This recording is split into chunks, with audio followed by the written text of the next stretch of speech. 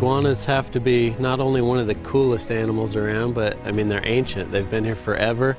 They're an important symbol of the islands they come from in the Caribbean, and they're also a very important part of those islands. They're kind of like the keystone of that island. And each one of them has their own personality. Every iguana is different, and that's what I like about them. There's just something special about large lizards. I mean, whether it's a Komodo dragon or a large rock iguana, you can make this connection with them. You know, you look at them, you realize they're looking back at you. It's this almost visceral connection that really grabs you.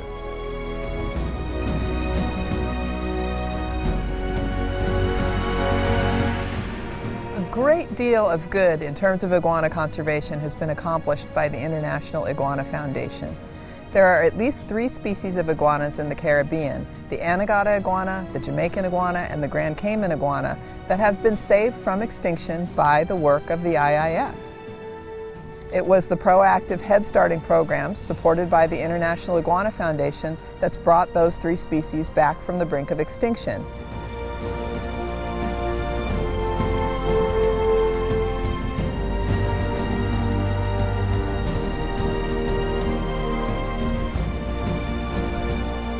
When you save an iguana, you're saving that ecosystem and all the species that live in it. Not only are you saving Caribbean species, but Mexican species as well. You're saving animals that live in the Galapagos, animals that live in the islands of Fiji. Beautiful places that need our help. With IIF support, we have reintroduced over 120 iguanas of 3 species, where they're not only surviving, but reproducing successfully. And that is success. It's critical that we maintain an active presence in country to be able to improve iguana conservation efforts. For many of these species, they're still in an emergency situation. There may just be a few hundred animals left in the wild. Things can change overnight. A storm can knock out a species of iguana within a day or 2. There could be predators that can come in and destroy a whole facility. Any number of things can happen, so we need a constant presence there at all times.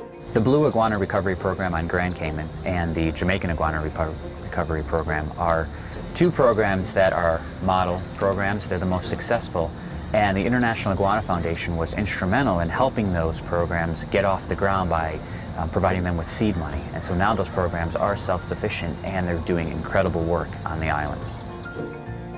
As important as the Hellshire Hills is to the survival of the Jamaican iguana, there's one critical piece that really would complete the picture. And that's the Goat Islands. The Goat Islands historically was part of the range of the Jamaican iguana. Unfortunately, it is also inhabited by mongoose, and it's overrun by goats. The great thing about Goat Island is once these predators are gone, once the goats are gone, this is going to be a naturally breeding, self-sustaining population. It won't need any kind of conservation intervention from us. It costs us about $60,000 annually to run the Jamaican Iguana Recovery Program in Hellshire. It's going to require an equal amount once we start moving on to Goat Island initially. So we have really got to be prepared. We have come so far with the Jamaican iguana to get to this moment that we can't turn back now. We've got to realize the goal. We've got to get onto Goat Island and make it happen while the pieces are in place.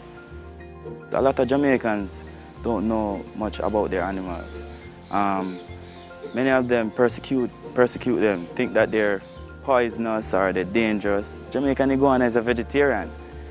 Once he sees a human, his first instinct is to run. As a group, the iguanas don't have feathers, they don't have fur, so they're often underappreciated. But the fact of the matter is, these animals are ecological icons for the habitats that they live in. And without the support, these animals will go extinct, and they have been going extinct. The benefit of supporting the International Iguana Foundation is that many iguana biologists have identified the reasons why these animals are disappearing, and we know what it takes to protect these animals and to bring them back from the brink of extinction. So most of these programs have a surefire way to save the species. The other day, I saw a few wild ones, and I was just frozen to know that we had taken this animal from a baby stage and now grown it to a size that predators, mongoose, and so forth can't harm them. And to know that that animal has survived that long out there and is looking great, that really inspires me to even go further with this program all the way.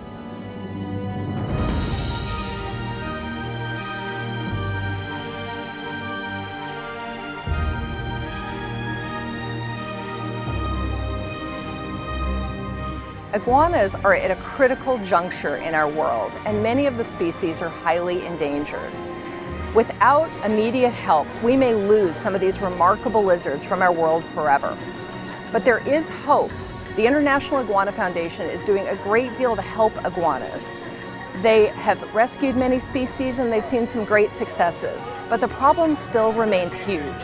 We need your help and your partnership to help in the future of iguanas. So won't you join me today in helping to support the International Iguana Foundation? It really is a matter of survival.